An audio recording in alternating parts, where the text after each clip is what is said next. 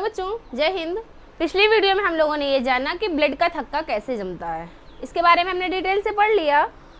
यदि आप लोगों ने पिछली वीडियो नहीं देखी है तो आप उसमें जाकर के देख लीजिएगा। उसमें हमने ब्लड के बारे में, ब्लड में उपस्थित सभी कार्पासेल्स के बारे में और ब्लड का थक्का कैसे बनता है इसके बारे में डिटेल से बता दिया है। ठीक, शरीर के अंदर क्यों नहीं जमता, बाहर क्यों जम जाता है, इन सब के बारे में हमने डिटेल से जान लिया। आगे आज हम लोग पढ़ेंगे ब्लड ग्रुप, जिसे हम लोग हिंदी में कहते हैं रक्त समूह या रुधिर समूह। ठीक है, ब्लड ग्रुप हम लोग जानेंगे आज। ब्लड ग्रुप कितने प्रकार का होता है। ठीक, चलिए देखते हैं। ब्लड ग्रुप की जो खोज है वो सबसे पहले की थी लैंडस्टीनर तथा वीनर नाम के वैज्ञानिक ने। ब्लड ग्रुप की जो खोज है वो सबसे पहले लैंडस्टीनर तथा वीनर, दो वैज्ञानिक थे। इन दोनों ने सबसे पहले ब्लड ग्रुप की खोज की थी। ठीक है, ब्लड जो होता है इसमें होता है प्लाज्मा तथा होते हैं कार्पासेल्स। आपको हमने ये बताया है जब आप दूसरी वीडियो में, ठीक है, ब्लड ग्रुप का जो ब्लड की जो वीडियो पार्ट 2 है उसमें हमने प्लाज्मा और कार्पासेल्स के बारे में बताया है। ठीक है, पार्ट 3 में हमने ब्लड का थक्का कैसे जमता है इसके बारे में बता दिया। तो आज हम लोग जानते हैं कि ब्लड ग्रुप क्या है। तो ब्लड में जो पाया जाता है वो होता है प्लाज्मा और कार्पासेल्स यानी कि रुधिर कणिकाएं। ये दो चीज पाई जाती हैं। कणिकाएं भी कई प्रकार की होती हैं, इनको हमने डिटेल से पढ़ लिया, आप लोग जानते होंगे। ठीक है, तो प्लाज्मा में पाया जाता है एंटीबॉडी। प्लाज्मा में क्या पाया जाता है? एंटीबॉडी। ये दो प्रकार का होता है, ए बी। और कार्पासेल्स यानी कि जो रुधिर कणिकाएं है उसमें आरबीसी होता है, डब्ल्यूबीसी भी होता है, प्लेटलेट्स भी होता है, लेकिन यहाँ पर उसका काम नहीं है। यहाँ पर काम है आरबीसी का, तो इसलिए हमने सिर्फ आरबीसी लिखा है। ठीक है, क्योंकि बाकी चीजों के बारे में तो हमने बता दिया। तो आरबीसी पाया जाता है। आरबीसी में होता है एंटीजन, आरबीसी में होता है एंटीजन। और यही एंटीजन ये भी दो प्रकार होता है, ए और बी। ठीक, ये भी ए बी है। तो अब किसको पहचाने कैसे कि कौन सा एंटीजन है, कौन सा एंटीबॉडी है? तो इसीलिए एंटीबॉडी को हमेशा स्मॉल ए स्मॉल बी में लिखा जाता है और एंटीजन को हमेशा कैपिटल ए कैपिटल बी से लिखा जाता है, जिससे हम डिफरेंस कर सकते हैं। यदि कैपिटल में दिया हुआ है ए बी तो हम ये समझ जाएंगे कि वो एंटीजन के नाम है, और यदि स्मॉल में दिया हुआ है तो वो एंटीबॉडी के नाम है। ठीक, ब्लड में होता है प्लाज्मा, प्लाज्मा में है एंटीबॉडी। एंटीबॉडी दो प्रकार, ए और बी। समझ में आया? ब्लड में होता है कार्पासेल्स यानी कि रुधिराणु, रुधिराणु में आरबीसी, आरबीसी में होता है एंटीजन। ये दो प्रकार, ए और बी, कैपिटल लेटर वो स्मॉल लेटर। ठीक, यही एंटीजन और एंटीबॉडी मिल करके, दो एंटीजन दो एंटीबॉडी मिल करके 4 ब्लड ग्रुप का निर्माण करते हैं, 4 रक्त समूहों का निर्माण करते हैं। वो 4 कौन कौन से हैं? Blood group A, blood group B, blood group A B, blood group O. कैसे होता है? तो चलिए देखते हैं कि यदि किसी के शरीर में पाया जाता है, मान लीजिए एक फिगर ड्रॉ करके हम लोग समझते हैं। थोड़ा सा इधर इरेज कर देते हैं, अभी बाद में लिख लेंगे। ठीक है, तो इतना हम लोगों ने जाना कि प्लाज्मा एंटीबॉडी ए बी होती है और आरबीसी में एंटीजन जो होता है वो ए बी होता है, कैपिटल ए बी होता है। ठीक, ये दोनों मिलकर के 4 बनाते हैं। तो इतना इरेज कर देते हैं। ठीक, यहीं पर हम लोग एक चार्ट के माध्यम से समझते हैं। किसी भी व्यक्ति के शरीर में एंटीजन और एंटीबॉडी ही होगा, इसके अलावा कुछ और नहीं होगा।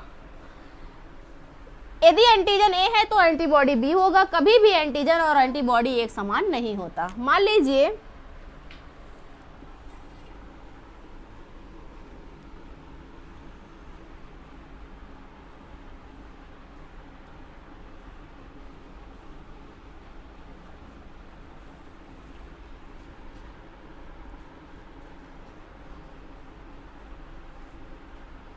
मान लीजिए 4 विद्यार्थी हैं। एक का नाम है पी, एक का नाम है क्यू, एक का नाम है आर, एक का नाम है एस। 4 विद्यार्थी हैं, पी क्यू आर एस। ठीक, इनके शरीर में एंटीजन और एंटीबॉडी होगा। यही दोनों मिलकर के तो बनाते हैं ब्लड ग्रुप, है ना?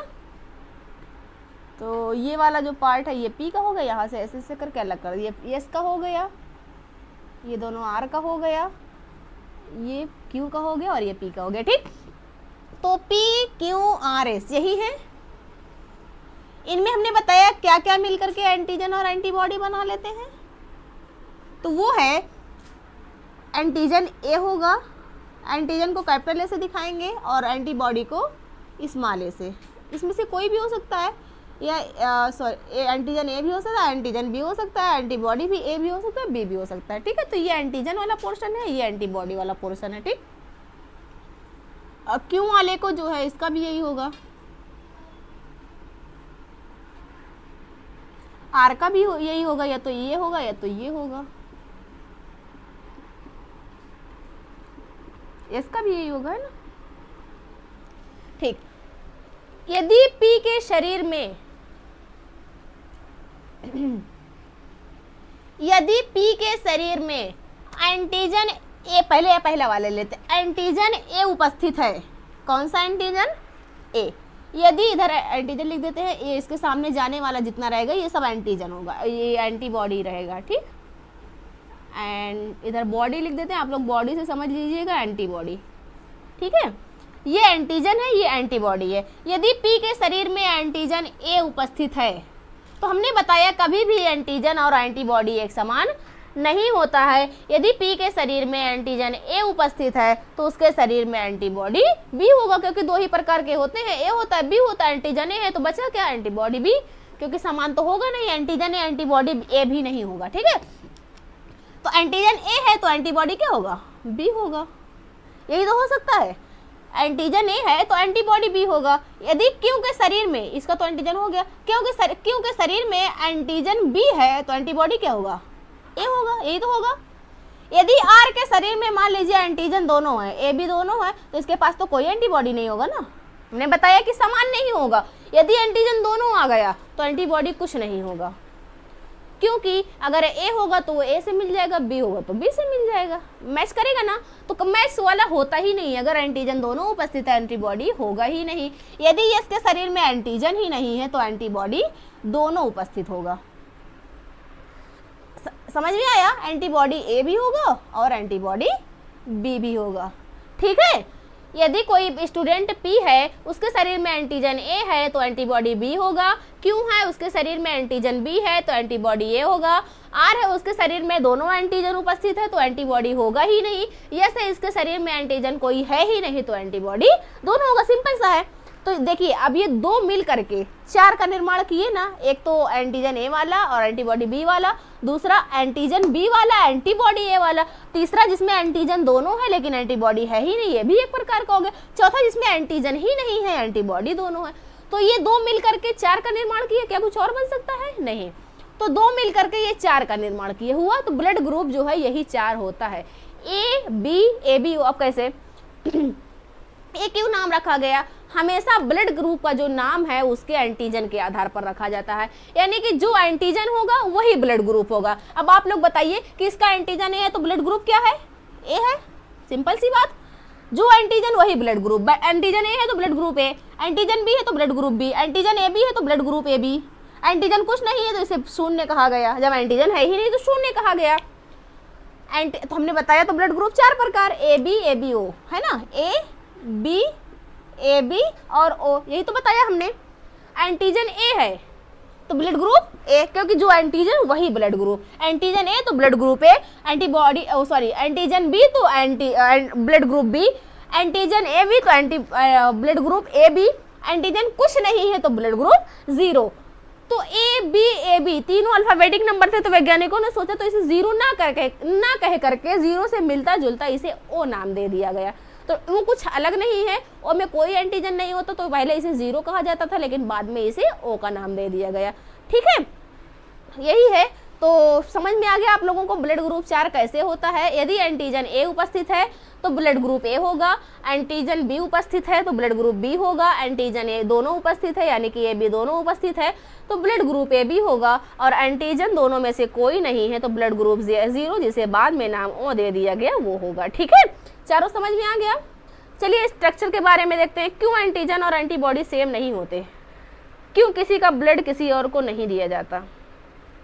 चलिए इसके बारे में थोड़ा सा जानते हैं।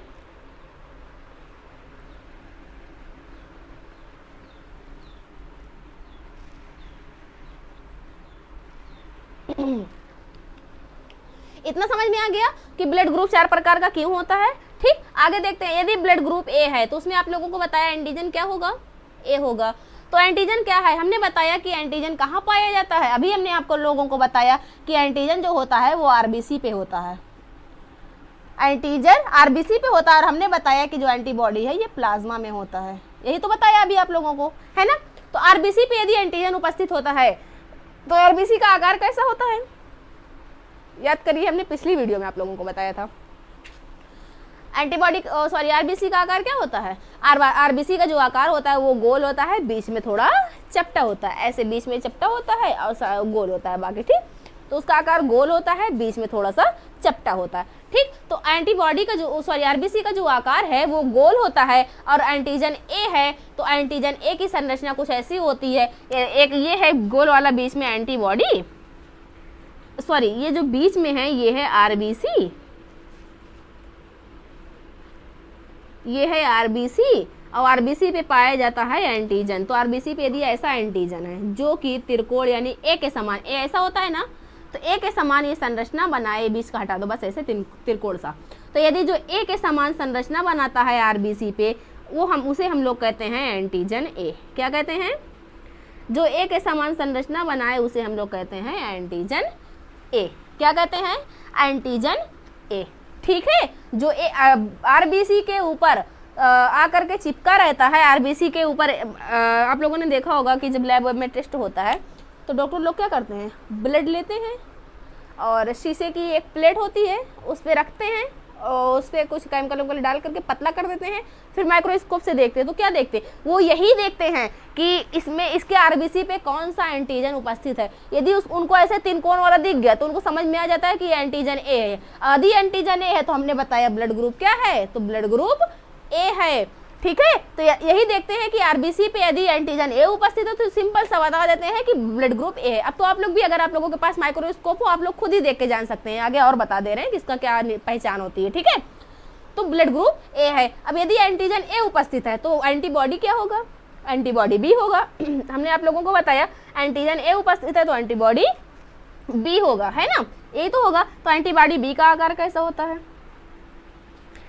बी का आकार कुछ इस प्रकार होता है। ये देखिए, ये बी एंटीबॉडी जो होती है ये वाई के समान संरचना की होती है। इसमें जो ये गड्ढा होता है वो बी के गोले की तरह होता है। जैसे जब हम लोग बी लिखते हैं तो हम लोग जो ये कर्व, ये गोला बनाते हैं ना, ये ऐसे करते हैं।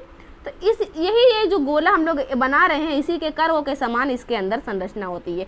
ये वाई के समान जो संरचना है इसमें ऐसे बीच में गोला होता है, ठीक। तो इससे ये फर्क है ना, फर्क है कि नहीं है। अब ये जा करके इसके साथ जुड़ना चाहे जुड़ पाएगा, नहीं जुड़ पाएगा। इसमें कोना निकला हुआ है, इसमें गोल सा है, क्या दोनों मिल पाएंगे, नहीं मिल पाएंगे। तो यदि एंटीजन ए है तो एंटीबॉडी बी है, ये दोनों समान नहीं है। तो बी का वाई सॉरी एंटीबॉडी का आकार जो होता है वो वाई के समान होता है, और बी जो है वो बीच में ऐसे खास की तरह गोला बनाता है। तो ये अगर ऐसी एंटीबॉडी दिखी, यानी कि जिसमें वाई का समान शेप हो और बीच में ऐसे गोला हो, वाई के अगर कोई आप लोग ब्लड में देखें और ऐसा शेप दिखे आपको और उसमें बीच में ऐसे गोला हो, तो आप क्या समझ जाएंगे कि ये एंटीबॉडी बी है। और यदि आप लोग देखें आरबीसी हो, गोल हो, उसके किनारे किनारे ऐसे यदि गोले पे ऐसे किनारे किनारे संरचना निकली हो एक समान त्रिकोण से, तब आप लोग क्या समझ जाएंगे कि ये एंटीजन ए है और ये एंटीबॉडी बी है। इतना समझ में आया। आगे देखते हैं, ये तो हो गया ब्लड ग्रुप ए, क्योंकि इसी में एंटीजन ए उपस्थित है, एंटीबॉडी बी उपस्थित है ना। ब्लड ग्रुप बी देखते हैं, ए ब्लड ग्रुप ए हम लोग जान लिए, ठीक है। अब ये ब्लड ग्रुप बी देखते हैं क्या है।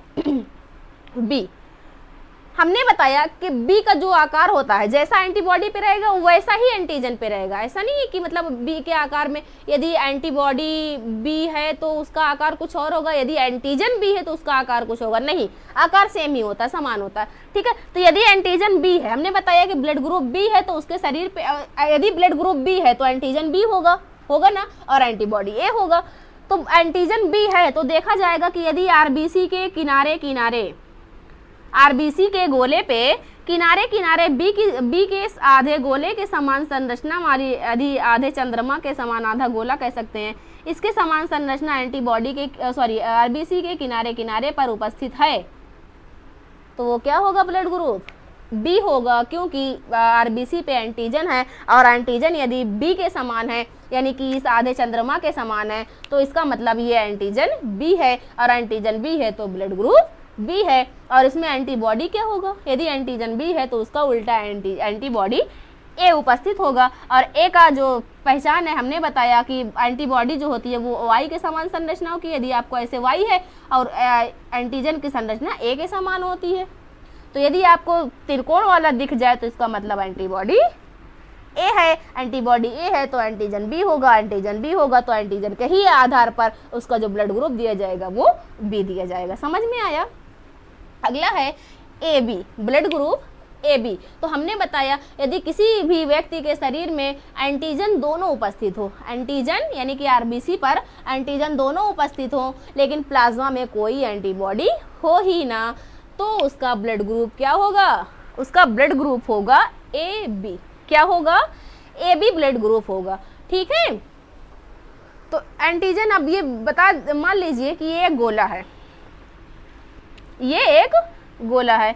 अब इस गोले पर हमने बताया कि यदि त्रिकोण वाला निकला हो तो एंटीजन ए, अब यदि गोला वाला निकला हो तो एंटीजन बी। यही तो होता है, त्रिकोण वाला है तो ए, गोला वाला है तो बी। अब इसमें दोनों है तो इसके आरबीसी पे त्रिकोण भी होगा, गोला भी होगा, दोनों होगा। तो जब आपको माइक्रोस्कोप से दिख जाए कि आरबीसी पर त्रिकोण भी उपस्थित है और गोला भी उपस्थित है, जब दोनों उपस्थित है इसका मतलब ये एंटीजन दोनों है, एंटीजन दोनों है तो ब्लड ग्रुप ए बी होगा। सीधी सी बात है, जो एंटीजन होगा वही ब्लड ग्रुप होगा। समझ में आया। ओ क्या है, इसमें तो कोई एंटीजन पाया ही नहीं जाता तो इसकी आरबीसी क्या है, खाली है, इस पे कोई भी एंटीजन है ही नहीं। यदि एंटीजन है ही नहीं तो एंटीबॉडी दोनों होगा। इसमें दोनों है तो एंटीबॉडी है ही नहीं, और इसमें एंटीजन है ही नहीं, कोई एंटीजन नहीं है तो इसका एंटीबॉडी क्या होगा, दोनों होगा। तो इसके पास दोनों प्रकार का एंटीबॉडी यानी कि ये त्रिकोण वाला भी होगा और ये गोल वाला भी होगा। समझ में आया। तो इसके पास दोनों है, त्रिकोण भी है और गोला भी है। ठीक। अब ये अलग अलग क्यों होता, क्यों नहीं समान होता है। यदि देख लीजिए कि एंटीजन एंटीबॉडी समान हो जाए तो ये अगर मान लीजिए एंटीजन ए है और इसके पास एंटीबॉडी भी ए हो जाए तो कैसा आकार होगा, ऐसा आकार हो जाएगा। यही तो होगा, वी के शेप वाला। और ये खांच जाकर इस खांच के साथ मिल जाएगी, ये जो खांच गड्ढा है ये उभार के साथ जो जाकर के मिल जाएगा। अब जब खून में ये दोनों मिल जाएंगे आपस में तो सब आपस में जुड़ने लगेंगे, सभी एंटीजन एंटीबॉडी आपस में चिपक जाएंगे, और चिपक जाएंगे तो क्या होगा, रक्त का थक्का बन जाएगा। और रक्त का थक्का बन जाएगा तो ब्लड जो है पंप होगा, हार्ट जो है प्रेशर मारेगा, ब्लड आगे की ओर जाएगा नहीं तो क्या होगा, इंसान की मृत्यु हो जाएगी, हार्ट अटैक आएगा, न जाने क्या क्या होगा।